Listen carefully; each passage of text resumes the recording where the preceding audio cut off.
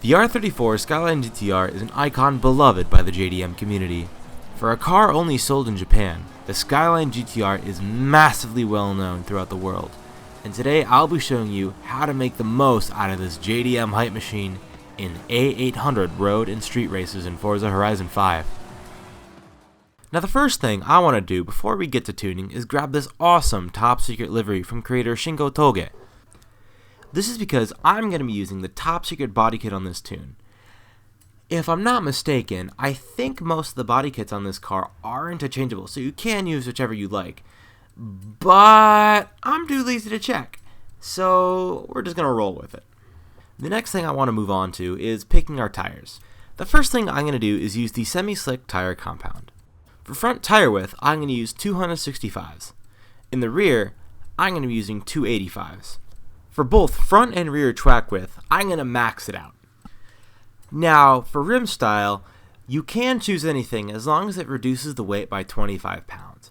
But for this car, there's a specific rim style that I really like, and it's the Volk TE37 rims. Moving on to the drivetrain, grab a race clutch, transmission, and diff. For the driveline though, all we need is a street driveline.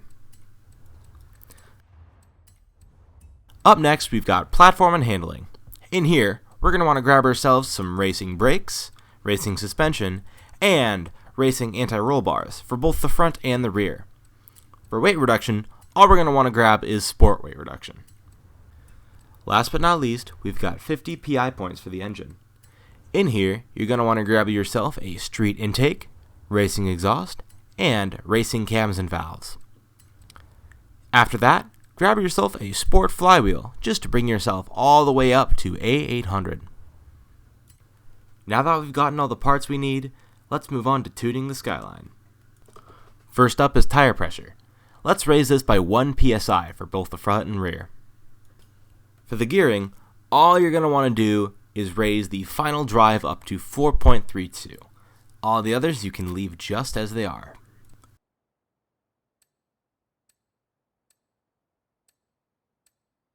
For camber, you can leave that just as it is. We're going to leave that alone.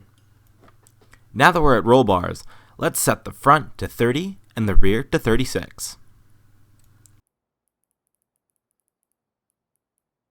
Next up, we've got our spring ratios.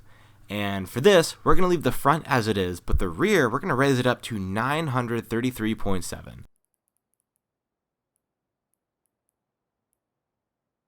Next up, it's time for damping. For the rebound stiffness in the front, we're going to set it to 10, and in the rear, we're going to set that to 12. This is also so we can help fight some of the understeer.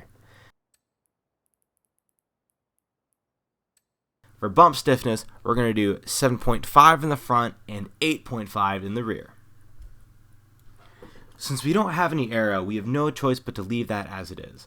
So next up is braking. All we're going to do is braking is change our braking pressure to 90 instead of 100. Now before we're done, we've got to check the differential.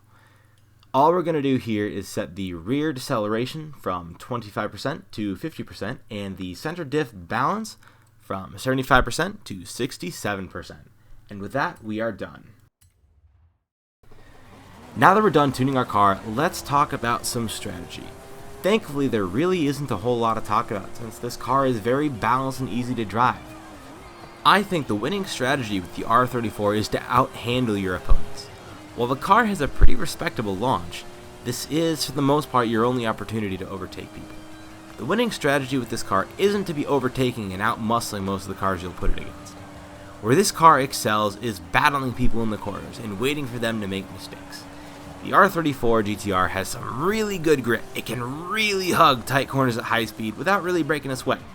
Having good handling like this makes it harder to make mistakes in the first place, and if and when you do make one, chances are it's not going to be devastating, so just hang in there, take those corners as fast as you can. Don't worry that you might be a little slower than all your competition. Now without further ado, let's put on some Toho Eurobeat and I'll show you a podium finish.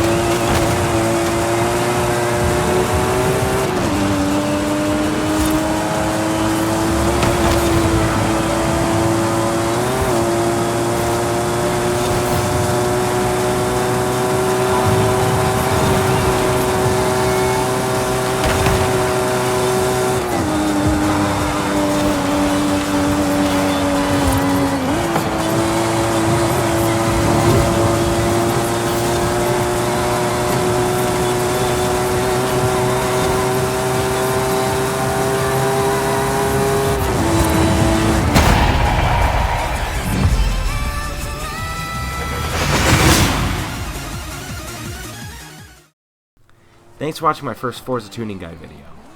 If you liked what you saw, it'd be pretty cool if you left a like or even subscribe to my channel. I do a lot of gameplay videos, and I'm also planning to do some more of these Forza tuning guides too.